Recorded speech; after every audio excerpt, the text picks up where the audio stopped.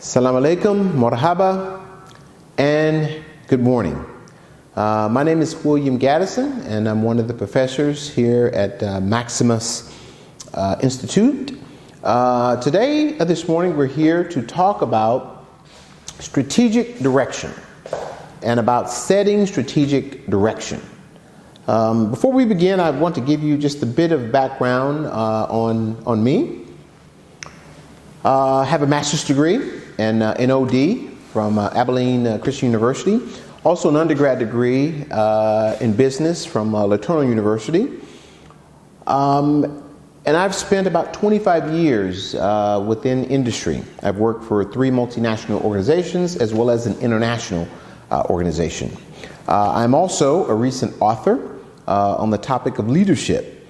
And of course, in leadership, strategy is a key foundation in terms of where the leader is taking the team, as well as where the leader is taking the organization. So that's a little bit of background on me and in my background. So as we begin, I want you to strap on and be prepared to learn about strategic direction and how it can help and assist a company in getting to the next level. So before we begin, I want you to imagine for a second that I had an offer for you. My offer was this. My offer is to purchase for you any car that you want.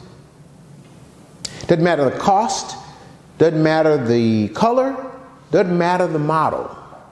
My offer to you is to buy you a vehicle. So, first question is, which car would you choose? Which car would you choose? Which car would you select if I offered to buy you a vehicle? Rolls-Royce. Huh? Rolls-Royce. Rolls-Royce, okay. Would you get a Mercedes? Audi, Rolls-Royce, a Bugatti, right? What would be your choice? Rolls-Royce, Audi. Okay. Now, there's one condition. There's one condition only. Whichever car you chose, you were required to drive that car for the rest of your life. The rest of your life. Okay. What car would you choose now? Mercedes. Would you choose the same car? No. Or would you change? The question is, why would you change vehicles? You get bored of it. Could you get bored? True. But also, conditions change. Conditions change. A Mercedes is a wonderful car, but you can't drive it in the desert. A Bentley, mashallah, very good car, but you may not drive it in the snow. Right? There's a famous book entitled, "What Got You Here Won't Get You There." And that's what strategy is all about. Looking at current conditions as well as planning for future conditions which can change. Right? So that's the purpose, and that's the sort of the underlying reason why we need strategic direction, and why leaders must always keep this in the forefront of their thinking. So the learning objectives for module number 1, which is what we're going to be speaking about in a moment here. We're going to understand the concept of strategic direction. We're also going to be learning about the importance for a business to determine its strategic direction. Does it matter? Can a business just show up and decide which direction it's going to go? There's got to be some forethought, some thinking about that. We're going to talk about discussing the relationship between strategic planning as well as strategic direction.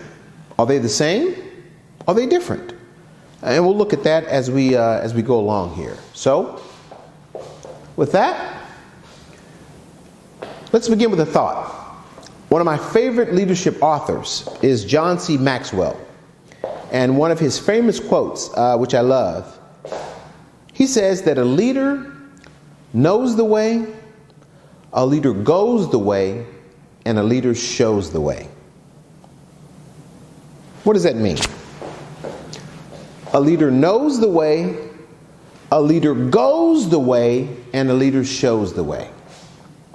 He's having a vision. He knows his vision. He implements and he succeeds. A leader knows the way. What way are we talking about?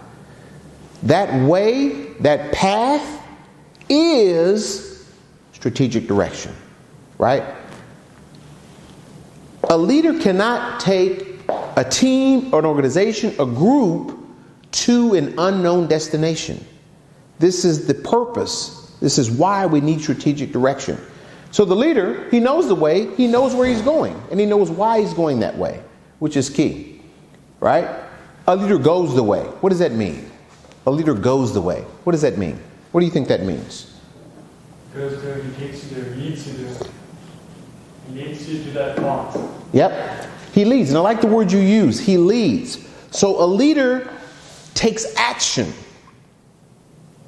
You may have the vision, you may have the idea of where you want to go, but if you do nothing about it, you're still standing still. So number 2, the leader takes action. The last one, the leader shows the way. What does that mean? When he's done with that path, and he goes to that path, he can guide them. Excellent word. The leader can't do it alone. He has to guide others toward the mission, or toward the direction, or toward the goal. Right? So yeah, very good points. He knows where he's going. He takes action, and he shows others how to get there. Very good. Right? So what's strategic direction? What is strategic direction? So I'm sure you know these two gentlemen, Mr. Bill Gates and Mr. Jeff Bezos.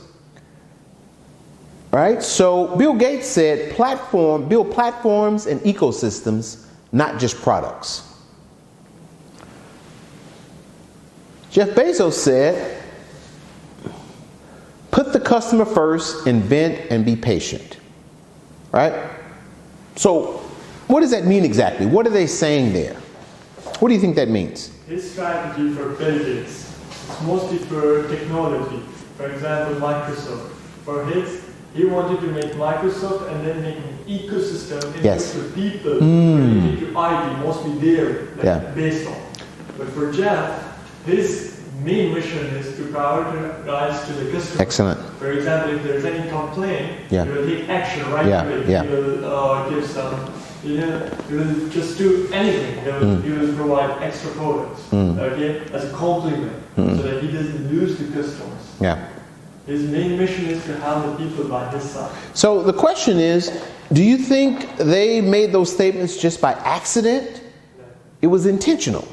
So Microsoft, for instance, Microsoft originally was what? Computer company. Bill Gates is talking about an ecosystem. He's talking about offering a suite of products, a whole suite of products that the customer can benefit from. That's his strategy. He wants to sell more than just a box, more than just a phone. He wants to sell software, services, everything. That's part of the strategy. Jeff Bezos, the same thing. Amazon now sells what? Selling the products. Now, originally, when Amazon was launched, what did Amazon sell? What was their books? Their main product was books. What do they sell now? They're selling everything. Everything. So, excellent. Hello. I love this because it shows us that strategies can evolve. Right? They can evolve. They can change.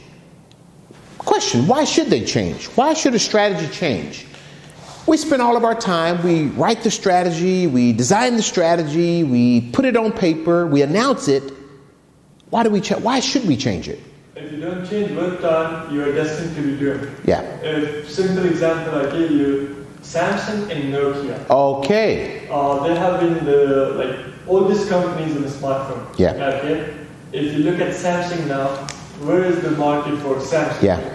If you look at Nokia, Yeah. it's been sold to HMD. Yeah. Okay, they're just using the brand name, Yeah. Nokia brand. Yeah. How? What happened to Nokia? Nokia was the top seller. Yeah. Till 2005 and 7. Like their top lineup was till 2007. What happened to Nokia was basically they did not evolve with time. I love this word. They did not evolve. So the strategy must evolve. So if we set a strategic direction, this direction may not be forever, right? So what you set out has got to be flexible enough that if conditions change, so does your strategy, right? So it's a very good point. Nokia is a great example of an organization. They originally had a great strategy, a great idea, great profits. Great hardware, but what happened? Everything. They lost to iPhone and Samsung. Okay, how they lost it? Because by that time, when touchscreen was there, they said no. Our users, they don't Touchscreen, They pitched that. Okay, when software and applications came into market, they said no. We will stick with our operating system. Okay, they were late. Then they invented Windows. They said, okay, our people, they just need the basic applications. But those basics were not fully made. The ecosystem was not there. And what the key driver in that change was who? What happened? They had the software, they had great phones, but what changed? Or who changed? iPhone came, and then the Android operating system came. So the point I'm making is that the customer taste changed. The customers at one time, they were okay with a Nokia phone, but then apps started coming in, right? A Nokia phone hardware. If they wanted to change anything about the phone, they had to redesign the entire phone. An app, you can do an update overnight, right? So customer taste changed, and that's part of the strategy, right? So you've got to build into your strategy flexibility to change directions in case customer tastes change, in case the economy changes, right? Right? So, these two individuals. Yep. So Richard Branson says, train people well enough so that they can leave, but treat them well enough so that they don't. Oprah Winfrey said, the challenge of life I have found is to build a resume that doesn't simply tell a story about what you want to be, but tells a story about who you want to be. So she's saying not what, but who. He's saying train people well enough so that they can leave, but treat them well enough that they stay. What are they saying here? What's the theme? They're talking about employees. As far as I know about Richard Branson, he's having Virgin Atlantic. Yep. During the time he started Virgin Atlantic, as far as I know, he started giving Wi-Fi in the airplane in 2004. Okay. So he was early. He was way early. His main motive was, and it was cheap as well, his main motive was to treat them so well that they can't leave. They take the services again and again. Okay, he evolved, definitely. He knew that, okay, in future, it will be more about these kind of things, Wi-Fi and everything. This person, if he's having it was very early. So they can just go in the airplane, they'll be having those phones with him, the laptop type phones which they had back in 2004. They can use that and they can do their work. They'll be flexible in that plane. So he saw that. And about the people, the employees he works with, he wants to train them so well and treat them so nicely that even though they have the knowledge and ability to join any other job, they don't leave him. So is that a strategy? Yeah, it's a strategy. So if you think about it, there are many organizations, their strategy may be, we will pay employees as little as possible. We will treat them with as little as respect as possible. Employees, we only care about their hands. We want them just to deliver and do things for us. Whereas Richard Branson says, no. We care about the whole person, the whole individual. In fact, we're going to treat you and your family so well that you want to stay. Right? That's part of the strategy. So depending on the organization, the strategy, I think the organization has to make a decision about its values, and we'll talk about values a little bit later on today, right? So and if you notice, the four individuals that we just saw, Are they a little successful or wildly successful? Wildly. Yeah. So did their strategy work? Indeed. Yeah. Was the strategy we see today for these organizations, was that the original strategy? No. Right. What happened? Evolved. It evolved over time. So these 4 individuals, and there are many others, they were able to respond to the opportunities. They were able to respond to the conditions of the moment. And this is why these organizations, this is why these individuals continue to succeed over and over again. If you think about the faces, the names we've seen, right? We see these individuals in the news all the time, right? There have been some successful individuals that have come and gone, but these faces, we see all the time, right? So let's just know that these individuals are continuing. Their strategies, their organizations are continuing to evolve, right? Strategic direction, what is it? Well, here's a basic definition. It includes central forces that propel the business towards its intended objectives. So it's something that drives, that pushes, that attracts the business toward a specific goal. It's a target that the organization is trying to go for.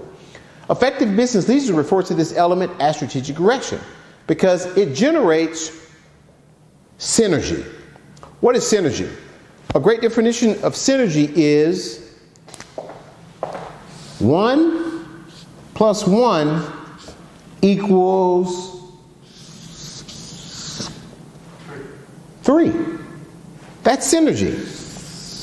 Synergy is you have employee 1, employee 2, but because they're able to work so effectively together, they get that extra effort, which gives them an extra resource, an extra bonus, extra activity, extra push. That synergy equals extra effort. It equals 3, right? This can only happen when there's alignment. This can only happen when there's alignment, right? They generate synergy and positive morale within the organization, right? So we've heard of organizations. I'm sure you've heard of them. You may even work for some where good organization, very profitable, but the morale in the organization, the culture, not so good. Not so good. The employees get there, very, very late in the day, and they leave as early as possible. Why? Because the morale is ineffective. Employees in those organizations do as little as possible. They don't have synergy. 1 + 1 equals 2, or maybe 1 + 1 equals -1 in those organizations because the morale is so poor, right? So that's strategic direction. It's basically forces and activity that pushes the business toward a goal. It's headed somewhere for a reason, right? Strategic direction refers to actions. Again, we talked about the leader goes the way, actions to achieve the goal. Companies use a vision statement or mission statement to define where the organization is today, who we are today, and who we want to be tomorrow, right? Sets the direction that the organization wants to go and defines what we want to be in the future, right? Strategic direction includes plans and actions needed to put in place so that everyone is working toward the same goal. So, why do we need a mission and a vision statement? Why do we need that? Vision and mission. A mission and a vision statement. Why do we even need that? We have a direction. To achieve. True. We want to achieve our objective, right? Without planning is nothing. True. A plan. We want to achieve our goal. We want to plan for our goal. But why do we need a mission and a vision statement? Vision is first we will imagine. Okay, so imagining. Beautiful. It's like when you imagine, you inspire yourself. Beautiful. This is it. You encourage yourself. Beautiful. So the vision encourages, and I love the word you use, it inspires. It inspires. Now think about it. The leader is just one individual. The vision may inspire him, but the leader can't do it alone. So he has to inspire others. Inspire. So the vision is that constant reminder. Here's why we're here. Here's why we do what we do. Here's why we come in early. Here's why we leave late. The vision is that inspiration, that thing that causes the employees to want to get out of bed in the morning and run to work, right? The mission is who we are today, right? This is our goal. This is who we are at this very, very moment. The vision is who we hope to be in the future, right? So these are just constant reminders.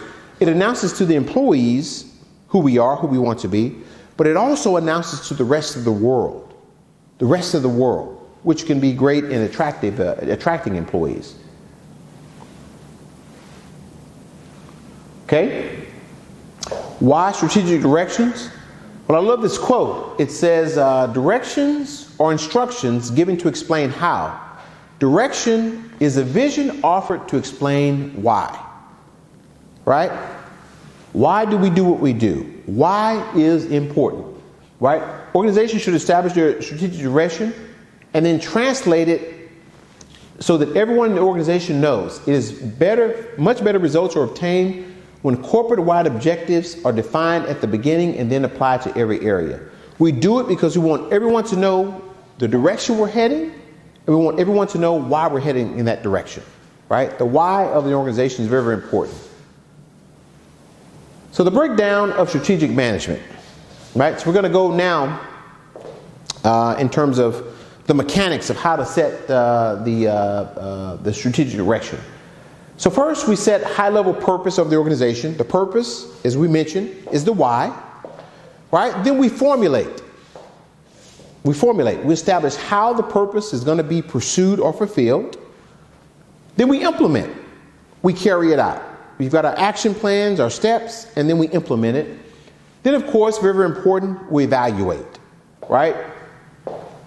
Here's why we're going to do what we're going to do. We're going to formulate a plan. We have a plan. Let's implement the plan. As the plan is implemented, then we circle back to see how it went. Right? I think the famous quote, what you measure matters. That which you don't measure does not matter. So we've got to evaluate how things are so that we can decide if we need to change and adapt any of our earlier action plans. Right? So that's the breakdown. This is high level. This is very, very high level in terms of strategic management.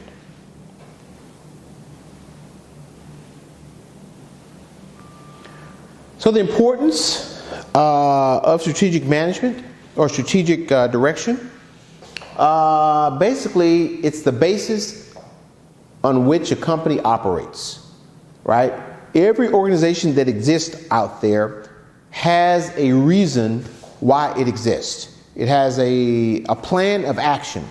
Organizations can't aimlessly wander and hope to be profitable if they don't have a strategic direction. They also have a clear vision which allows each employee to know his or her job. Most importantly, why and how those jobs are interrelated. Why and how those jobs are interrelated. So it's a clear vision. Strategies and tactics are really just the action plans, actions that each employee takes in order to contribute to achieve the mission and the vision of the organization. There's no agreement of where we are moving to. Employees may disagree, but if the vision is aligned, then the employees will all be headed in that same direction. If you know that you are moving in the same direction, you will find it easier to gather support for your planning process. So this is why we want to make sure everyone is aligned. And then when arguments or disagreements occur, everyone can go back to the vision statement because we've all agreed this is where we're headed and this is why we're doing it. This is the importance of strategic direction. The importance of strategic direction. Why do we even do it? Why is it even important? Why waste the time? Number one, it's the basis upon which the organization operates, right? It's the foundation. We got to know where we're going. We can't just show up and hope that the company is going to be profitable. Number two, it's a clear vision, right? Everyone needs to know and understand. It can't be fuzzy, right? I think the old quote is, he who chases two rabbits loses both of them. You got to know exactly where you're going, and you got to be intentional, not only the leader, but also all the employees. Number three, strategies and tactics. What are tactics? Tactics are actions. Allow each worker to understand how his or her role contributes to the organization reaching its mission and its vision. Everyone's got to know that every action, every effort impacts and contributes to the organization reaching the overall goal. We also need to know where we're moving to, right? So this is, maybe an idea. We want to be the most profitable company. We want to be the most generous company. We want to be the most customer-centric company. Whatever that is, all employees should know where we're moving to, right? And then also, when there's alignment, you gain greater support. Greater support from who? Organization needs support from who? Stakeholders. What's a stakeholder? We're going to talk about who a stakeholder is later on today. But a stakeholder, give me one example of a stakeholder. One example of a company stakeholder. One example. You should know this one. One example of a company stakeholder. Name one of Amazon's stakeholders. One of Amazon's stakeholders. You know this one. Top of your head. People. Customers. That's a stakeholder, right? I want to buy from an organization that I know is helpful to the economy, that's helpful to others, that's helpful to the poor, right? I can get behind a company. So when an organization is able to align their goals and their vision to a greater purpose, they gain support. They let the world know why we do what we do, right? Which helps them to gain support to the overall public. We're going to talk later about community service projects. That's going to be coming up. Social responsibility projects, CSR. We'll be talking about that a little bit later on today. Okay? Here's a big one. This is a big one. Importance of strategic direction. Allocation of resources. Why is that important? Allocation of resources. Because you put the money and the effort into whatever you believe is going to be most profitable. If an organization doesn't know where it's going or why it's going that direction, it's going to spend money needlessly. It's going to waste. What's a resource? Money. A resource, time. Resource, employees. Right? So everything, everyone, every aspect of the organization must all be headed in one direction. This is very, very important because you want to put all of your money, your projects, in a well-directed direction that the company should go. Then evaluation of company, department, employees' goals. This allows the organization to monitor and adjust its strategy based on what it's finding. Also, here's one here. If there's a misalignment, if the organization is going in this direction, and they notice one department is going in this direction, is this department helpful to the overall organization? No, right? In fact, this department may be slowing down the organization. This department may be reducing the organization's chances of reaching its objectives. So that's why you want to make sure that everyone is headed in the same direction. This is very important. And here it is. Possible changes that result from ongoing assessment. So once the company evaluates, to a question, you set your strategic plan in January. When should you look at it again? You set your plan in January. Should you review your plan again in December? No. Why? You're in June and you're planning for January, I guess July. Yeah, because December's too late. What if something happens in February? What if something happens in the summertime, June? Right? So you've got to always keep an eye on the plan in case you need to what? Make changes. In cases changes are needed, you've got to be able to respond to the market, right? It could be customer taste change. It could be the government institutes a new regulation, right? I'm selling remotes. And the government says, okay, we're not going to tax all of your remotes. An extra 100 BD. That's going to affect my price. That's going to affect my customers. That's going to affect my operation. So we've got to be able to look at the plan and change it depending on what happens, right? So the core elements of strategic direction, here they are. And we've talked about this. A vision. What's a vision? What's a vision? Idea, imagination, thought. Yeah, and it's what we want to be in the future, right? We're not there yet, all right? It may be something that we never reach, but a vision is really an aspiration, right? We want to be the world's most generous company. Here's Google vision. What is it? They want to capture all the world's information and make it readily available to all. Will they ever reach that? I don't know. But that's their vision. We want to make all the world's information and make it readily available to who? Everyone. Right? That's a big vision, right? So again, your vision should be something that's big. It should be something that you have to stretch to reach for, right? It's where you want to be in the future, right? What are objectives? Well, objectives are going to be something specific. It's going to be those steps that you take, right? An objective is not too detailed, but it's sort of an overall. It's a specific result from a person or system to achieve within a specific time frame. So one of your objectives may be, I want to sell 100 cars by the third quarter. That's your objective, and you have a time frame when you want to achieve it, right?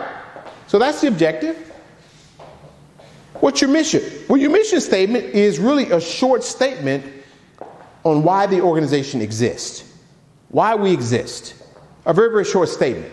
In fact, I've heard a mission statement is something that is short enough that you can put on a t-shirt, right? Something short enough. It's sort of a bite-sized reminder of who we are today and why we exist. That's your mission statement, right? It's why we show up every day. It's our mission, why we show up every day. So what are strategies? Strategies are how. It's the plan of action designed to achieve long-term overall aim. So basically your strategies help you achieve your objectives, right? Here's my goal. I'm going to sell 100 cars by the third quarter. The question is, how am I going to do it? One of my strategies might be, I'm going to advertise on all the billboards in Bahrain. In February, I'm going to offer a discount. In March, I may give free car seats away to parents, right? So you may have different strategies. You may give a percentage off in order for you to achieve your objective, right? So those are the core elements of strategic direction.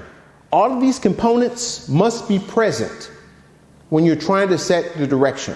Why they're important? Because it helps the organization to look at all areas, to ensure nothing is missed. To ensure nothing is missed. Tells you the where, tells you the why, tells you the how. And the what is what we're going for. The specific objective, right? So here it is. Obviously setting strategic direction involves making strategic decisions. Therefore, it's important to understand what strategic decision is.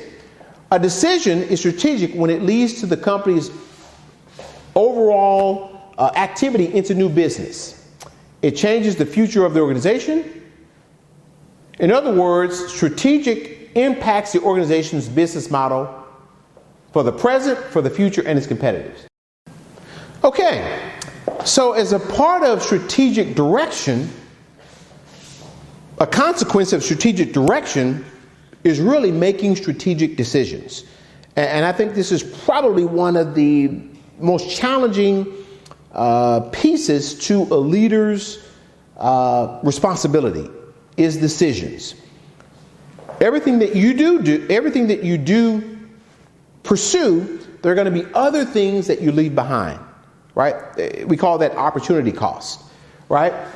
What's your strategic decision? Well, every decision that a leader makes in terms of the strategy is going to be a strategic decision. These are going to be important, impactful decisions, right? Some of these decisions lead to a new business for the organization. It also involves changing direction for the organization. That's your strategic decision. It also affects the firm as a whole, right? Think about Apple computers. When they were originally formed, they were selling computers. They had to decide to continue selling computers, or if they were going to start selling phones, right? That was a strategic decision. That was an important decision. That was a risky decision. Apple at the time, I think they were number 4 computer company. And then they changed directions to get into what? iPods.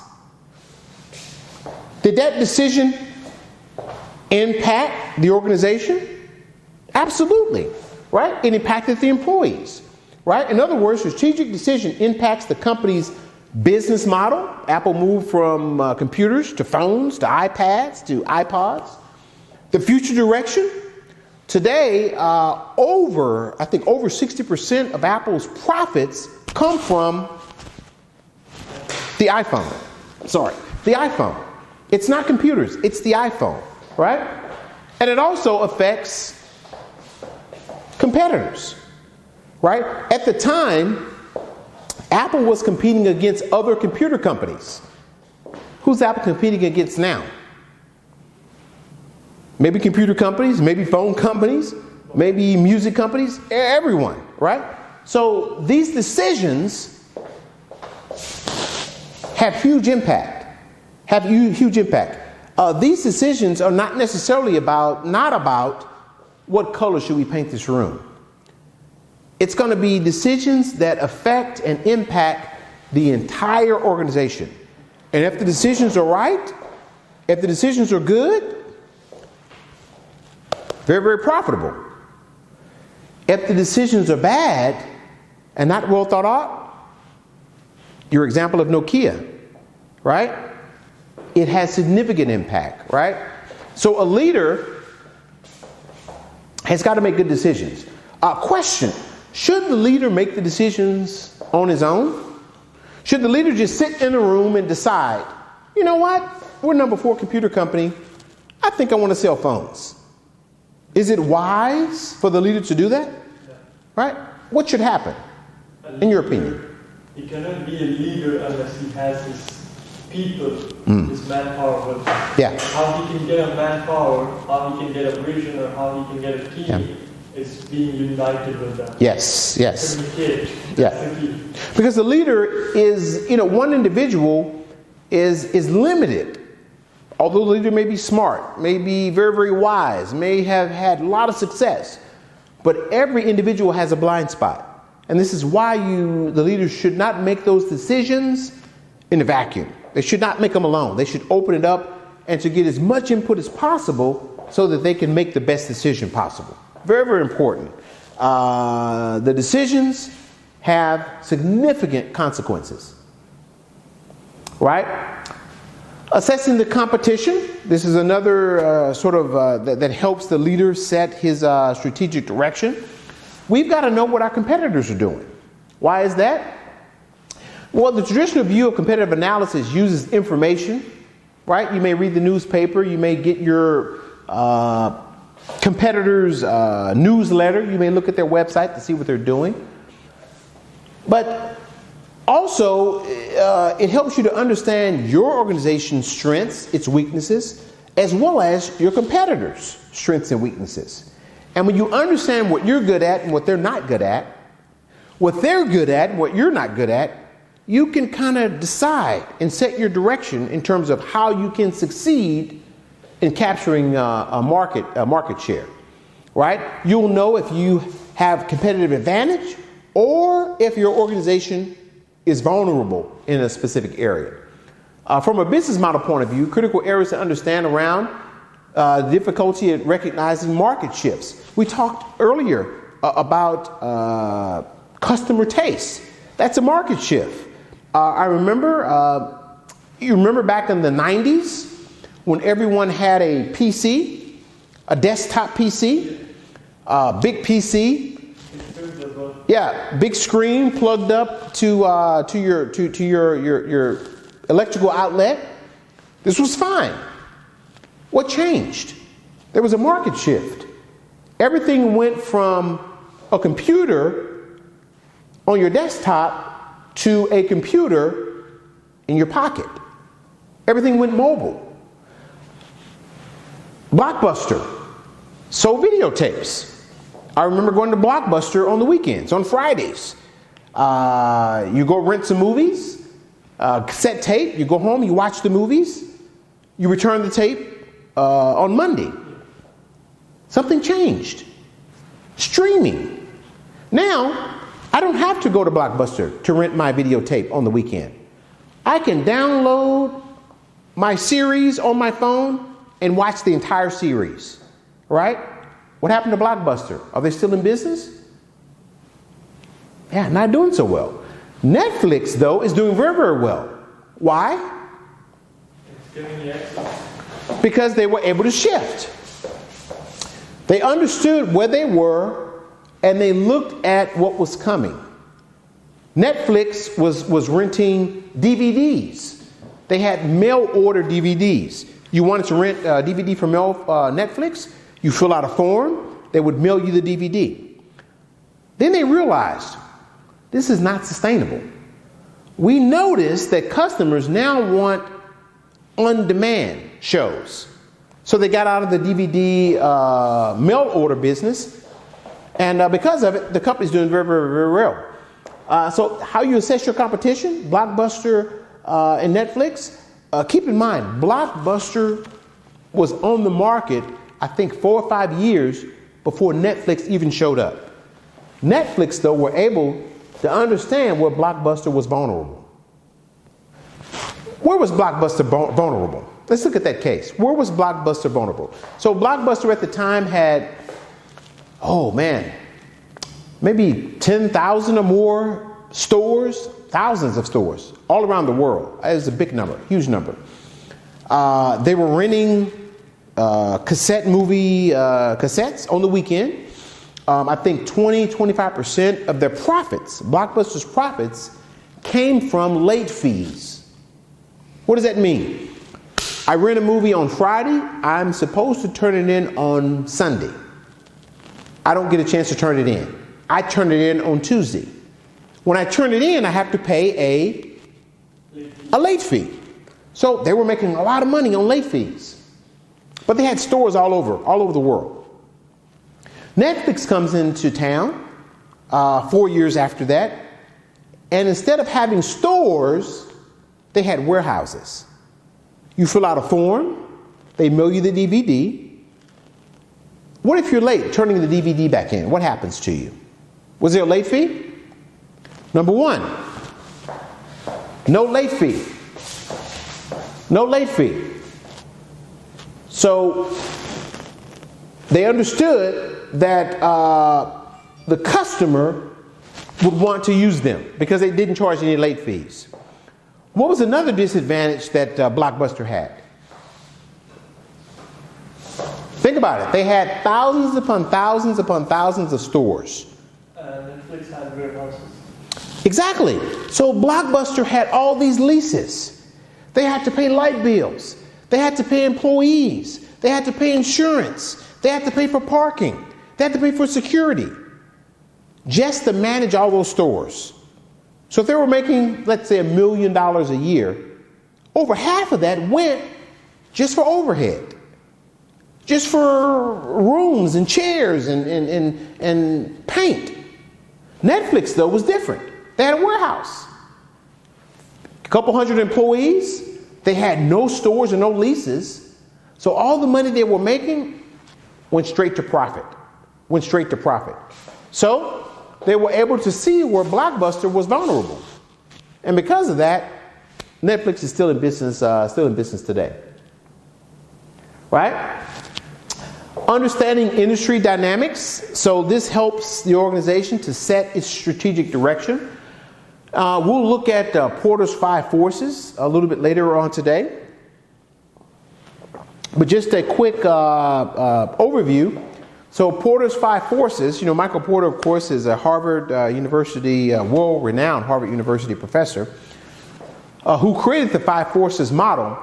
And he said, the 5 forces model looks at rivalry among competitors. So when you're entering into a market, you want to see how competitive that market is, right? When you're able to assess how competitive that market is, it'll give you an idea or an indication of the success of your organization. So the 5 forces looks at what? Threat of new entrants. What does he mean there? I'm going to launch an airline. I'm going to buy some planes and I'm going to launch an airline. What do I need to do? Can I just buy some planes and launch an airline? No. What do I have to get before I do that? License. I got to get a license. I got to get a license from who? From the government. Right? Well, the government does not allow anyone to get a license to launch an airline. So companies like Boeing, Airbus, these big airline companies, they've got licenses already. So the threat of a new airline coming into the market is not so high. Because of what? All the red tape, all the licenses. It takes probably billions of dollars to get a license just to open up a new airline, right? So the threat of a new airline coming in to take market share from them, it's not super high. It's moderately low. So from that case, they're okay.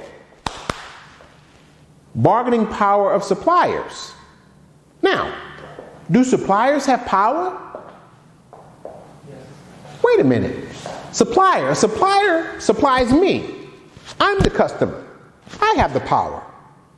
But you're telling me a supplier has power. How does a supplier have power? He can supply you. Yeah. If the demand is high, beautiful. Supplier is having the advantage. The demand is exactly. Low, customer is having the advantage. So, great example. So, to use the airline example, GE sells these jet engines, these engines for the planes. If you need an engine for your plane, you can't go to the local Walmart to get an engine. There's only a few suppliers that are approved to sell engines for planes, right?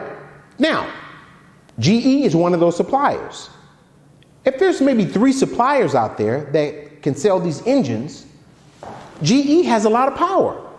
Because what if GE decides they don't want to sell you an engine? Where do you get an engine from? You may not be able to get an engine. What if GE decides they want to raise the price for the engine? There's only a few people out there you can buy engines from. So you're sort of at the mercy. So suppliers in this case can have power if there is only a few suppliers that supply what is out in the market. Bargaining powers of customers, right? Of course, customers have power. Customers can, as you mentioned, just decide not to buy your product, right? For whatever reason, they can, if you're too expensive, if they don't like what they've heard in the news, they can choose not to use your product. I think this one's probably easily understood. Customers certainly have powers.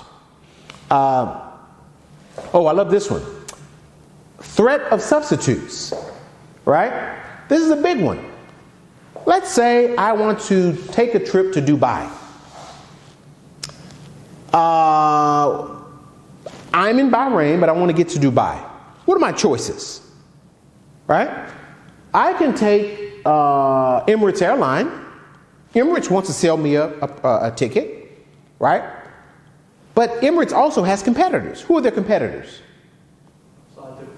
Gulf Air, Saudia, KLM, Etihad, right? So, I, as a consumer, have a lot of substitutes. I don't have to take the Emirates plane. I can take another airline to Dubai. What are my other substitutes? I can drive.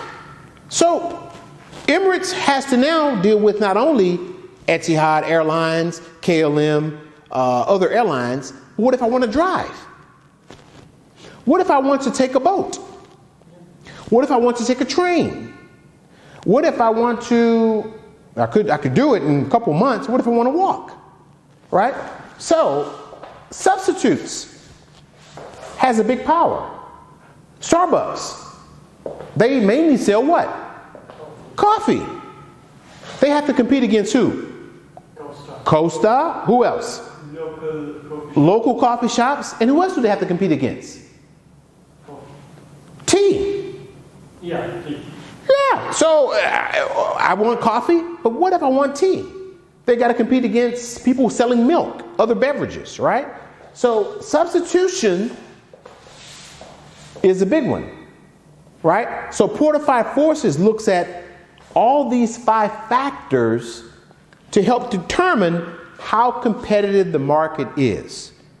If I want to launch an airline, okay, I may have advantages here because it's difficult for other airlines to come into the market because of licenses, but I'm at a disadvantage because my customers don't have to take an airplane. They can take a train, you see? So it looks at all those different aspects. When you understand each of those forces, it helps the organization to set its strategic direction, right? The direction is not going to be absolutely perfect, right? Why is that? Because conditions change, right? A new regulation could come about. Customer taste can change. But it gives you an idea of why you should go in this direction, how you should go in this direction, and what you'll be going after. What you'll be going after. Right, so developing your strategic vision. So we talked about vision a little bit ago. So, former IBM CEO Lou Gerstner says, the time to set a vision is when you need a new strategic direction. I love that. The time to set a vision is when you need a new strategic direction. And you said earlier today that the vision is about inspiring. It's about inspiring the employees, right? It helps you define your business mission. As boundaries or industries are blurring, it is helpful to define your mission by reinforcing your business or business's arena of who you are and who you wish to be. So, developing your strategic vision. I love what Lou Gerstner said. He says that the time to set your vision is when you want to set a new strategic direction. You said earlier today that the vision is about inspiring. It's about motivating your staff as well as others. When you want to define your business mission, you know, the boundaries of business are quite blurry, right? This is going to help you sort of line all that out to make it clearer of who you are. You start with the vision and you want to cascade that down to all the other sections within the organization. And it's got to be realistic to help you achieve based on your business model. We're going to look at the business model in just a second and why organizations choose certain business models. Right? So you set your performance objectives, right? I'm sure you've heard of SMART objectives, right? So they should be specific and measurable and attainable performance targets. It helps you set your directions, and it's a direct conduit for your organization's performance, assuming you have the right strategies for achieving it. Right? When you create your strategy, it should be done at the corporate level, right? Then it is rolled down to the business level, then it is rolled down to the functional level. And I think we have a slide for that, but just really quickly. So we typically use sort of the pyramid shape to kind of understand this. So we typically start at the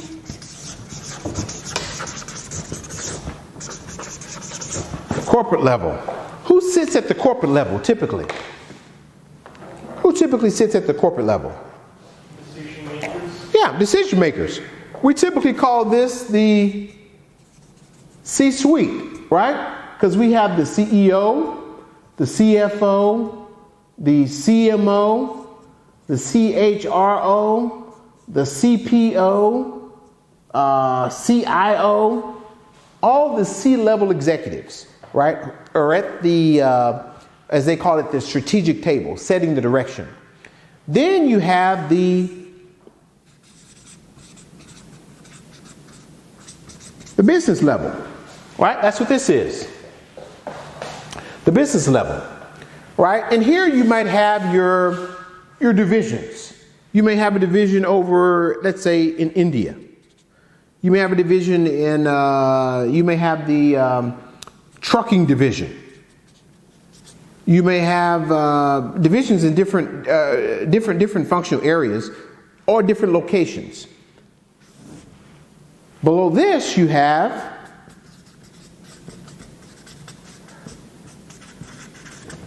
the functional level. Function level. And who sits here at the functional level? Yeah, this is where you and I sit. These are all the different departments.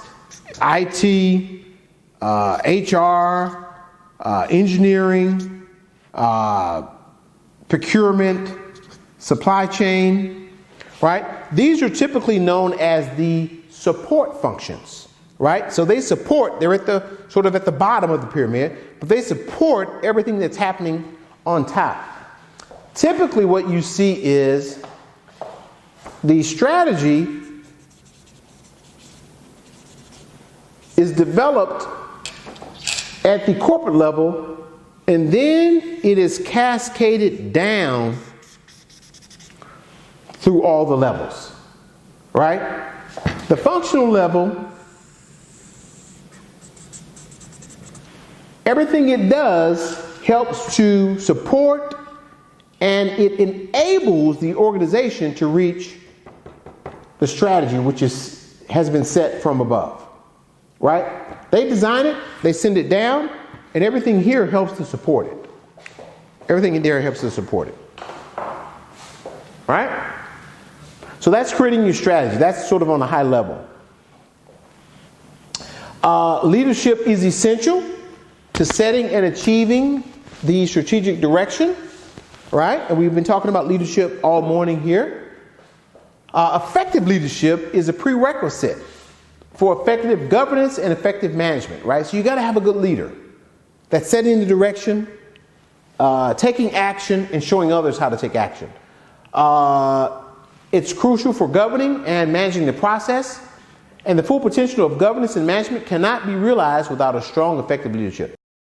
So, as we've been talking about all morning, leadership is essential for the organization to, number one, set the objectives, the strategic objectives, set the strategic direction, and also it's essential for helping the organization to achieve it.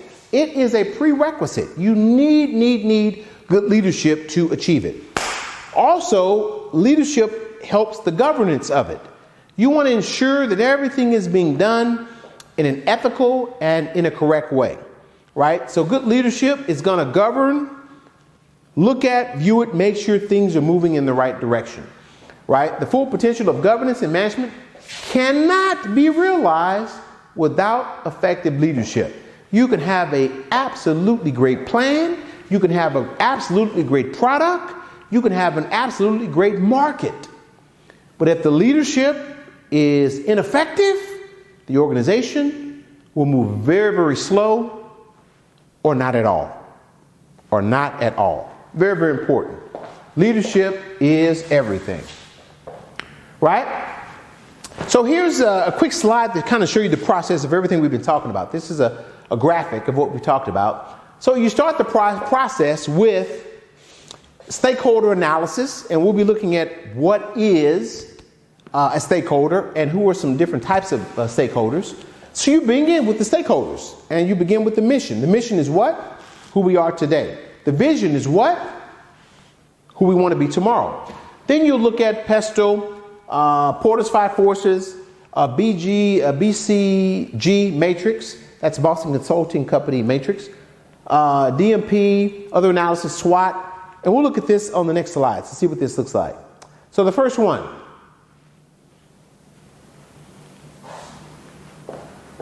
strategic planning tools and techniques. So when we're trying to create our strategic plan, there are some really, really popular tools that most organizations use to look at internal strengths and weaknesses, and they also use to look at the external market. This is one of them, right? So looking at this model, we've been talking all morning. We start with our mission and vision. Once we have that, we then go down to objectives, right?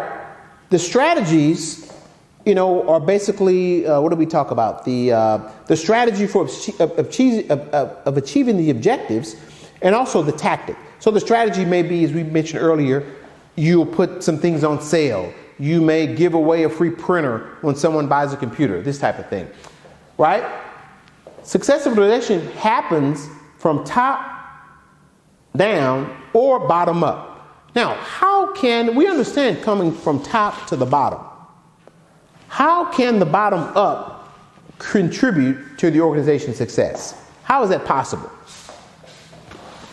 How is that possible? We understand the C-level cascades the vision and the mission and the strategy down to the functional level. My question is this: how can those on the bottom level help those on the top? It's vice versa. If they don't do the work, True. they get the profit. Okay? And if they don't support the financial level, like the functional level, Yeah. they can't do anything. Yeah. Achieve anything. They Right. need help from the C level Yeah. to achieve a target. And C level, they need the functional level Yeah. to achieve their vision. Yeah. So you're correct. This level helps the top level or the C level or the corporate level achieve the vision and the mission, right? This is true. These are this is the population that actually does the work, right? In addition, as they're doing the work, they may get feedback. They may have experience of what is not working that they need to feed back up to the corporate level. What do I mean? Oftentimes, the person that's doing the work knows where all the issues are. Think about any organization, your organization. There are probably things that are going on in the organization that the CEO doesn't even know about. Who knows about it? Everyone at this level. Everyone at this level knows what the real problems are. CEO, they may not have any idea. So how this level can help, you're correct. This level does the work. They're the hands. They do the work. They contribute to help the company reach its strategy. But in addition, the problems and the issues that are happening are known at this level. And if they give that feedback to the higher level, this can really help the organization achieve its results. Really can help the organization achieve its results. So that's what this is talking about. It happens top down and it also happens bottom up. Right? You've probably seen this one, I'm sure. This is called the what? SWOT analysis. And it's also a strategic planning tool, right? And it helps the organization look at strengths, weaknesses, opportunities, and threats. It looks internally at the company, what it's good at, what it's not so good at. It also looks at externally, the market. What are the opportunities in the market? And then what's the competition doing? right? So that's another planning tool. Based off of the results that the organization receives while conducting a SWOT, you put that in your strategic plan. Because if you notice the threats are too large, your plan may not be to go this direction, but it maybe goes to this direction. Opportunities. You may notice, wow, there's a lot of potential customers in Oman. So my new strategy is to go to Oman, right? So this is another planning tool and technique that we use to set the strategic direction, right? This is one of my favorite ones here. This is called the PESTLE, right? So organizations will use this as well to look at internal and external. This tool is used oftentimes in combination with the SWOT analysis. So what's the PESTLE? Well, we look at political factors for the P. What might be some political factors to look at? And how would political factors affect an organization's strategic direction? Political factors. How might political factors affect an organization's strategic direction? Are you seeing what happened in Ethiopia? There were... Excellent. In that protest. Yeah. For example, how that affected an organization, if I tell you, for example, university students, I would say. Yeah. Or people who are working. When political protest started, students, they could not go to the universities. Yes.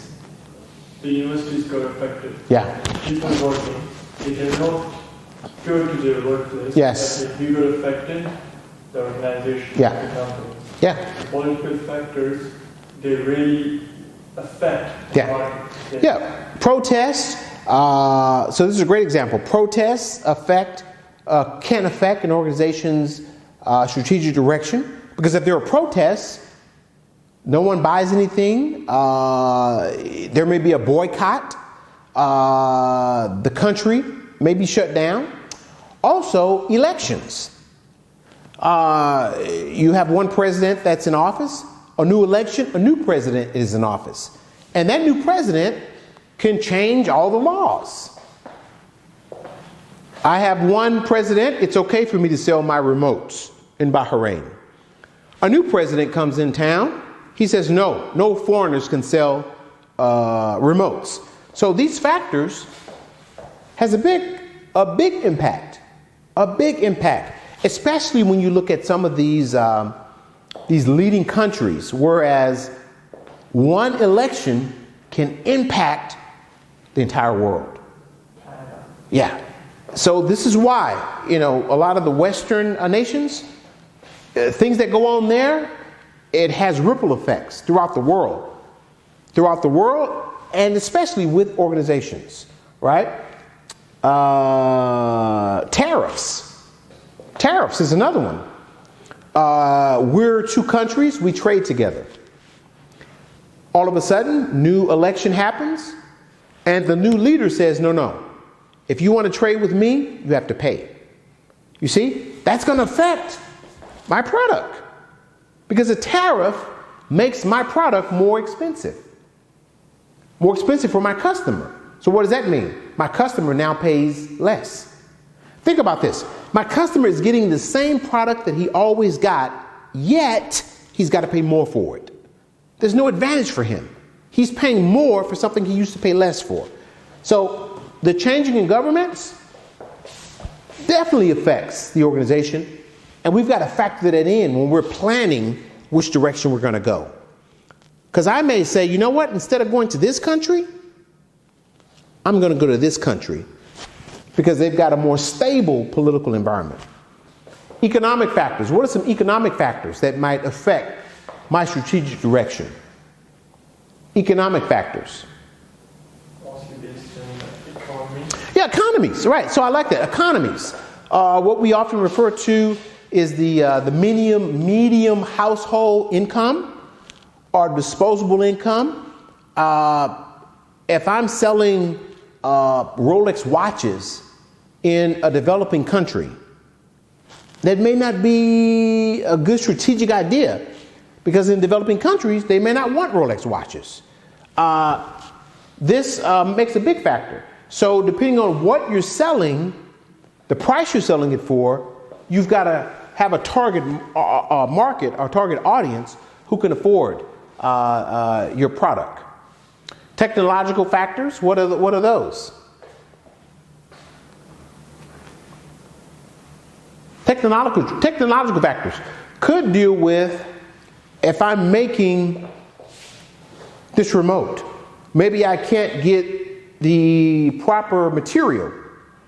Maybe I can't get the mold. Maybe I can't get the machine to make this remote in the particular area where I am. Right? So this is going to factor in, because if I have to ship my material in from India, it's going to be more expensive, right? So this could factor in. Just like MSI laptops. Tell me again? MSI. Okay. Gaming laptops. Okay. Tell me. Those gaming laptops, they're not available in Japan. Okay. It's a really famous company for gamers. Okay. This is a game. Laptops. Okay. They're really famous for people who are mostly gamers, heavy users. Okay. But those laptops are not available here in Japan. So what people do is like technological factors. Okay, one of those for those laptops, they're really famous worldwide. But people, they can't get it here. One, because they don't have a service center. They need to get it online. Okay, but when you get it online, there is no service center here in Japan. So if something happens to the laptop, ship it back. they'll have to ship it back. So due to that fear, people don't buy it. Even though they want to buy that. Wow. They won't. Beautiful. So beautiful. You need it, you won't take it. Why? Because you'll have to go through that hustle. Mom. Now, this is a beautiful example. Beautiful example. Woo, beautiful example. I'll tell you why. Because if I'm this company that you just named, MSI, is that an opportunity for me or is that a threat for me to move to Bahrain? It's both. Yeah, you're right. It's an opportunity. Why? In the beginning of the marketplace. They want it. They want it. It's a threat. Maybe if I come here, other gaming companies may come here. It's a threat. Maybe the government may tax me. It's a threat. Maybe it's more expensive to open up a business here. You know, whatever it might be. So the next tool we'll look at when we're setting the strategic direction, this is one of the great ones. This is the Boston Consulting Company Matrix, BCG, Boston Consulting Company Group, rather, Matrix. And it's looking at basically the rate of growth in particular markets.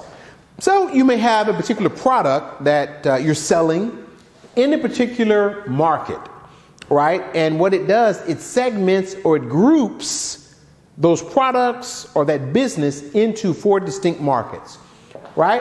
So number one is, basically the 4 groups are cash cow, sick dog, questionable, or flying star. So let's start with a cash cow.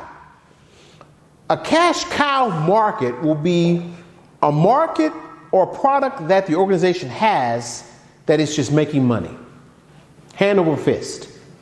It's money maker. It's printing money over and over again. The product is being sold over and over and over again.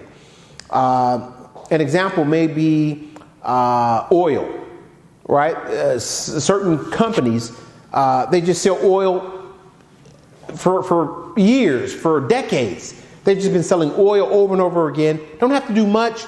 The customer base is there. People are going to be buying the product.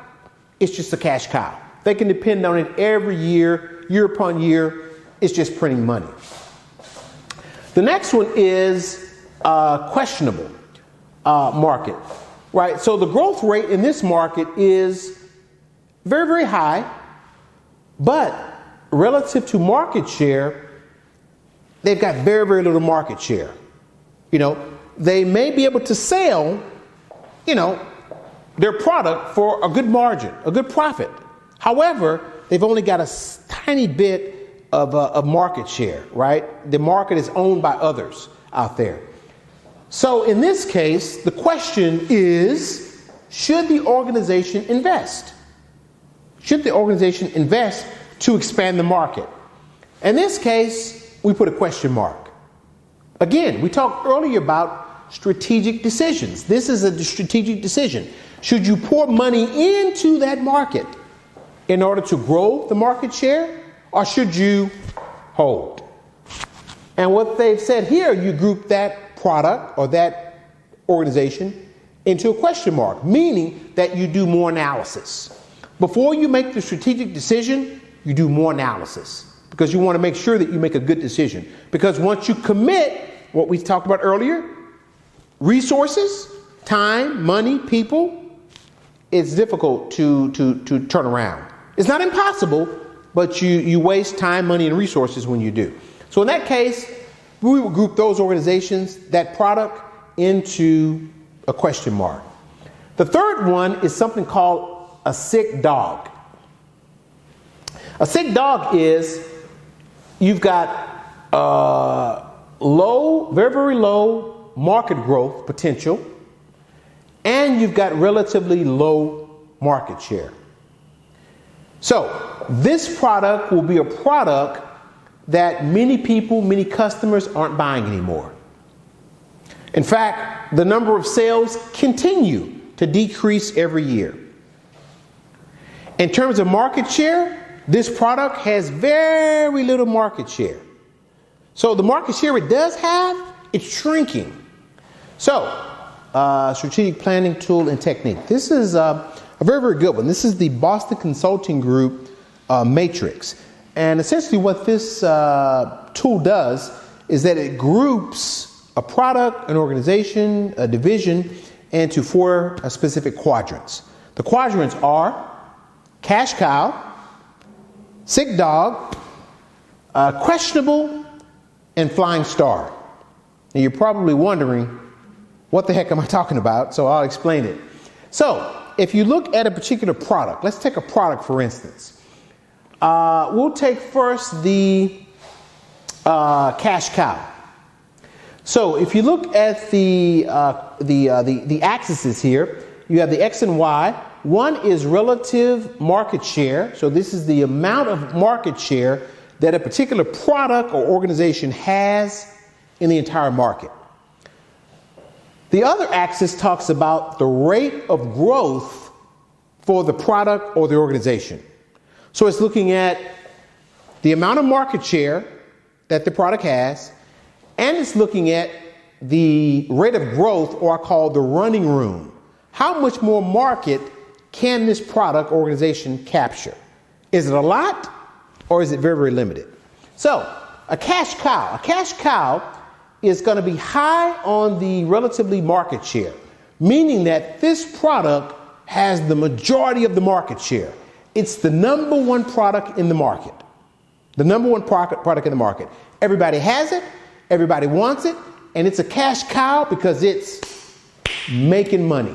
Year after year, it's making money, right? It's also, however, low in terms of market growth. So it's making money, but in terms of getting new market or new customers, it's fairly low. So question, should you get rid of the product? No, because it's making a lot of money. It's making money year over year. So you keep the product, but you understand that the possibility for it to gain new customers is very, very low. So it's just an awareness, but it is a cash cow. So what you want to do is put milk. You want to milk it as much as possible. Continue going as possible. The second one is we're going to go to the questionable. So this one has potentially high market growth, meaning that it's a wide open market for this particular product to go into, wide open market for potential customers. However, at the moment, it's got relatively small market share. So the running room, the possibilities, the potential is way up there. What it has today, very, very small. So in this case, it's a question mark because you don't know what it's going to be. You don't know if it's ever going to take off and gain more market share, or if it will just stay right where it is with a lot of potential. In this case, the action is, the decision, strategic decision is to do more analysis. Analysis could be researching it more. It could be simply waiting to see what the market does, right? That's number 2. Number 3 is what we call the flying star. The flying star is, it's got relatively high market share, right? So it's got a good market share, already got a good number of customers, and it's also got a good rate of market growth. A lot of customers today, and even a lot more customers in the future. What's the strategic decision that the organization should make? In this instance, they should invest. They should invest. They should put more money into it. It's like putting more oxygen in the room, because the potential and the current market is telling us that this thing is going to get big, and it's going to get even bigger, right? That's the third one. The last one is the complete reverse. We call this one the sick dog. Why do we call it the sick dog? Because it's got very, very small market share and very, very small market growth potential. Meaning that it's only got a few customers and it's not going to get any new customers. In this case, what do you want to do? Divest. The flying star, you want to invest. The sick dog, divest. Divest means you sell it. You trade it. You get rid of it. I think the Arabic word is khalas. It's done. Right? Because there's not much more this thing is going to do. Right? So this tool helps the organization plan. You see how you would plan which decision, which direction you're going to go? A strategic decision is to sell it. Strategic decision is to invest in it. A strategic decision is to just continue to take the money because it's a cash cow, right? So this tool helps the leader make decisions about which direction it's going to be going for a product, maybe a division, or maybe about the overall organization. Right, this one we looked at earlier today. This is Porter's 5 forces. We used the example, remember, of the airplane. And the 5 forces are bargaining power of buyers. We talked about the buyer having a choice. If I'm going to go to Dubai, I can take a plane, a train, I can walk, I can take a boat, I can take a bus. I've got the power. As a buyer, I can choose not to fly at all. That's the power of substitutes, forgive me. The power of buyers is I've got the power to who I'm going to select for my service. I've got the power to choose if I want to take Emirates, for instance. I've got the power to choose if I don't want to do business with the organization at all, right? The power of substitutes, as I just mentioned, if I'm going to go to Dubai, I can take a plane, a train, a car, a boat, I can ride a horse, whatever I want to do. I don't necessarily have to take a plane. So the power of substitutes, my product can easily be substituted for something different. The power of suppliers, my suppliers have power. If my supplier owns the market for a material, a piece of material that I need, they've got significant power. Number one, they don't have to sell to me. Number two, they can set the price, right? If they set the price that's high, that's going to cause my price to be high, which is going to affect my customers, right? So suppliers, depending on the industry, depending on the supply, can have significant powers. A strategic decision that an organization can make, because the last thing you want to do is to be at the mercy of your supplier. You are vulnerable, very vulnerable. If your supplier doesn't sell to you, you can be out of business tomorrow. So a decision that an organization can make is to do what? Find new suppliers. Don't depend on one supplier. I think they call it a strategic supplier, a strategy. Whereas if I've got one supplier supplying me engines, I want to find 2 or 3 other suppliers. in case this one goes out of business, or in case this supplier changes his or her price. Because I don't want to be at the mercy of my suppliers. As a leader, as a business, I want to have some control over my own destiny. And I don't want to tie it too close to my suppliers. Number 4, the last one, the threat of new entrants. I'm in business today. What if a company comes into business? That's more competition. That's more choices, more substitutes that my customer has. So I love when it's difficult for other competitors to get into the market. If I am selling water bottle, here in Bahrain, how easy is it for other companies to set up water companies? Maybe not as difficult, right? So I've got to make a decision. If I'm going to start a business, do I want to set up a water company? Because anyone can set up a water company. I got to think about that. A shawarma shop. I'm going to sell shawarma. Do I want to sell the shawarma shop in Bahrain, the GCC? Anyone can do that. Everyone's got a great recipe.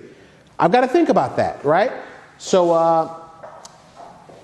the threat of new entrants into the market is a factor. So using this tool, the leader can make decisions about which market to go into, what product to enter into the market, timing as well, when to enter the market. All these things factor into the strategic decision as well as the strategic direction, right? This factors in terms of which direction we're going to go. So Porter's 5 Forces talks about using that tool to help set the direction. All right, so we'll look at these. So knowledge and skills are required to make strategic direction. So this is probably easy to understand, but basically, attention to detail. When you're trying to set your strategic direction, you want to try to pay attention to as much information as possible. You don't want to be general, because every piece of information matters. Every information matters. So think about this. Everything the leader and the organization decides to do, there are going to be 10 other things that he or she is deciding not to do. That's called opportunity cost, right? You choose the direction. There's some other things you're going to leave undone, right? And you hope that the decision you make is the best decision. So when making that decision, you want to gather as much information as possible. You want to calculate the cost of implementation. You may have a great idea. What is it going to cost to implement the idea? You want to think about the licenses. You want to think about the employees. You want to think about the salaries. You want to think about government regulations. What's the cost to start it up, right? You got to factor that in. You may have a great product, but the cost to start it up may be too enormous, right? Your cost to start up may be $10 million. How are you going to get that money back in a timely fashion? Critical thinking, that's pretty easy to understand. You want to be as critical as possible when you're doing your thinking. Defining the mechanisms for input for various levels of participants. So how are you going to be getting that feedback from others, right? Is it going to be in meetings? Is it going to be once a quarter? Also defining strategies for reaching your goals. So we talked about this earlier. You may have a great goal. You may knowing when you want to implement, but this just talks about what are going to be your strategies to achieve your goal. You got to have some type of idea or recipe in terms of how you're going to get from A to B. What if going to A to B isn't a straight line? You know, most times in business, things aren't straight line. Things are up and down. There are starts, there are stops. There are begin-agains, there are stops. So you've got to think about the different strategies for reaching your goal. All right? Just a few more. Won't read all these. Logical thinking. This goes to critical thinking. Setting meeting agendas. This is when you're having your meetings with your team. Questioning the connections between new initiatives and strategic plan. So anything new that you introduce, is it in alignment with your goal, or is it a divergent? As an example, As an example, Google, for a while, Google's a search engine, right? For a while, Google sold phones. I think they still sell phones. For a while, Google sold the glasses for a while. They had to decide the Google glasses, I forget what you call them. Were those Google glasses in line with, that's the glasses, were they in line with where the company was hoping to go? Right? At the time, they said no. Right? The new initiative was there a connection between the new initiative and their goal. This was the new initiative. Was there a connection? Was there alignment? At the time, they thought so. Then they discovered it wasn't. So they got out of this business for a while. Right? When they had the Google glasses fit into what strategy for Google?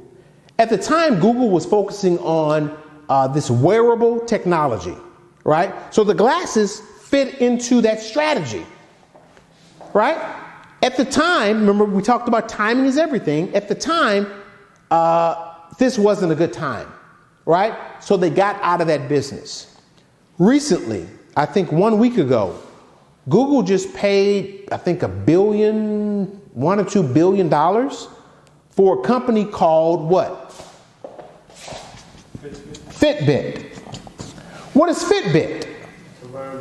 Fitbit is a wearable technology, right? So they're getting back into wearables. When they were doing the Google glasses, timing wasn't right. It didn't take off then. So what did they do? Change strategies, change direction. They got out of it. They divested. Remember, it was a dog. It wasn't making any money.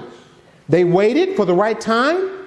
And what did they do? They allocated resources to Fitbit. Because now they're saying, okay, it wasn't the time then, now is the time. And they allocated to buy Fitbit. So now, I believe, my opinion, you're going to see Google doing more and more with wearable technologies. Today, I'm wearing an Apple Watch. I thought I'd never use this thing, but I'm using it. I'm doing breathing exercises. I'm looking at my steps. It's very, very convenient, right? So Google, today, there was a connection with what they're doing. There was a connection with what they're doing to their strategic plan, right? And of course, systematic thinking. Systematic thinking means you may have your goal, your vision. You want to have your strategy, but then you want to have the steps to get there in a systematized way. A equals to B equals to C equals to D. So you want to be very strategic and systematic in what you do. Right. So that is module 1. What we did there is we examined the concept of strategic direction. So strategic direction is really a direction. It's a sort of an engine. It's a push to head the company into a specific direction. We also looked at how important it is for the business to determine which direction it's going. Remember, he who goes after 2 rabbits loses both of them. You want to know exactly where you're going and why. And then we discussed the relationship between strategic planning and strategic direction. The planning, we talked about all the tools. What's one of the tools? SWOT. What's another one? Pestle analysis. What's another one? The BCG matrix. Remember the cash cow and the dog? All those tools help us set the direction. All those tools give us feedback into which direction we should be going and gives us a good reason as to why. So that is module number 1. We will now head to module number 2.